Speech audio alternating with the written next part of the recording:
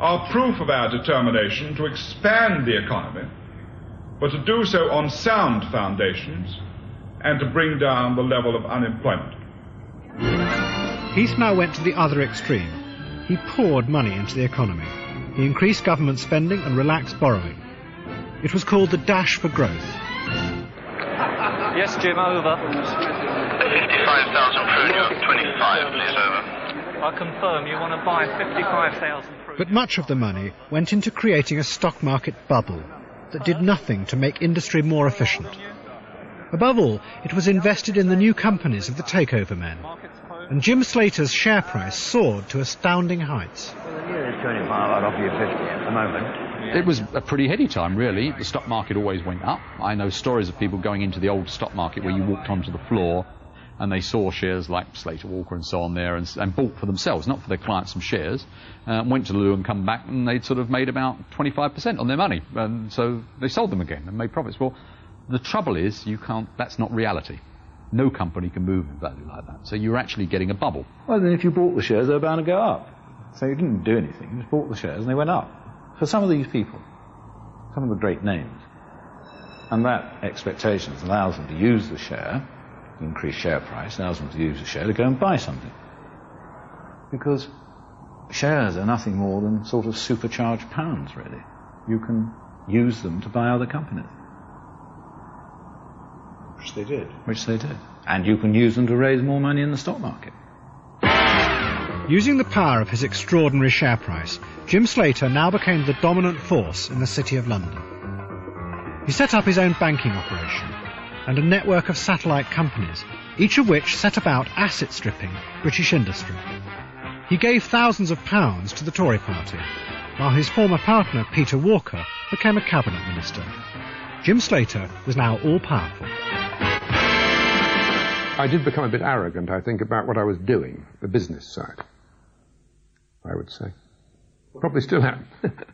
What do you mean? Well, I think if you're reading in the press things like this, the master has just done this, and, you know, how wonderful it all is, and how clever it is, and all that. You keep reading it. In the end, you sort of start to believe it. You begin to feel you're walking on water a bit. It was thin ice, in fact. How dangerous was that for you? It's not desirable, is it? It's going to end up in some sort of problem. Jim Slater became a partner of the politicians. Ted Heath invited him to become an unofficial advisor to the government. And the whiz kids who ran his satellite companies portrayed themselves as new kinds of industrialists. They were working with government to reconstruct and modernise Britain. Well, I think we're very much the sort of company that has evolved as part of Ted Heath's government, which is pretty radical in its approach, is trying new methods, is trying new ways of doing things, and for the most part has been very successful.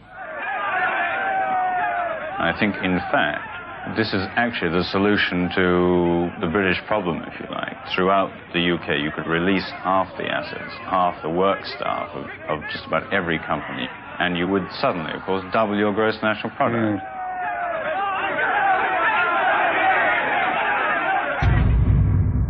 The takeover tycoons had finally supplanted the old captains of industry. They had forged a new partnership with politicians. But what few people realised was that their success was based on a facade.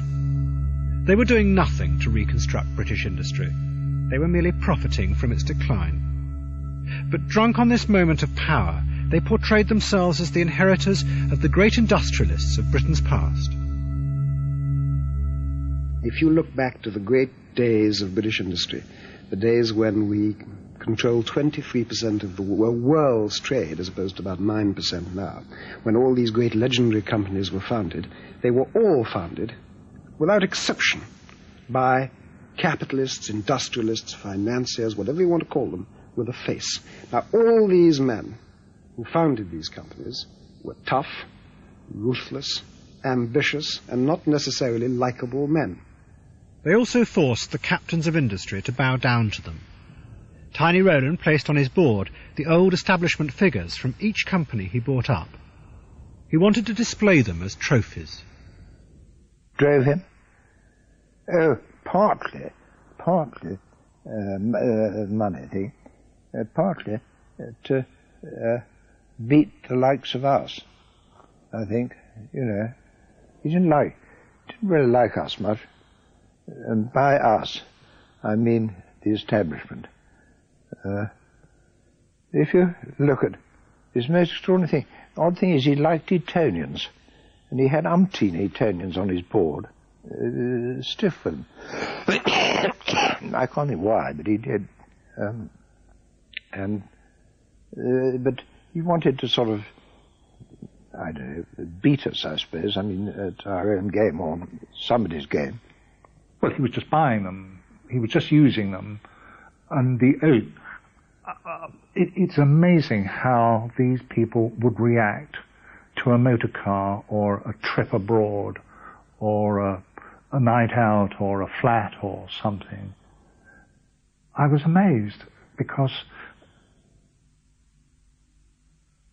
I would have thought they'd be above that sort of thing. They were all sort of blue-blooded, top-notch people, and yet they would still want a free ride. Why does everybody call me Big Ed? Why do they take the mickey out of me? Everywhere I go they call me Big Ed.